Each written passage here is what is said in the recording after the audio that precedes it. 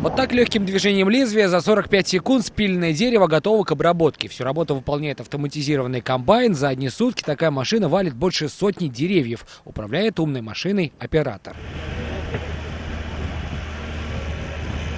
Программа соревнований включает валку дерева, замену цепи бензопилы, обрезку сучьев и прохождение эстафеты. Мало того, что лесорубам нужно все время валить деревья, так еще и на скорость. Затем, насколько аккуратно выполняется работа, следят судьи. Вкусно в его руке бревно превращается.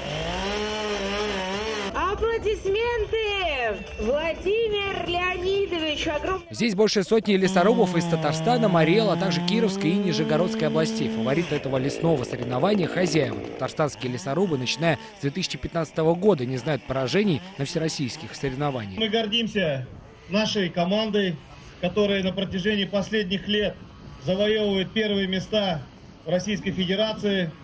Для нас это очень почетно, и этот уровень, надеюсь, вот такие состязания, которые мы организовываем, и в будущем помогут нам достойно подтверждать свой уровень и показатели.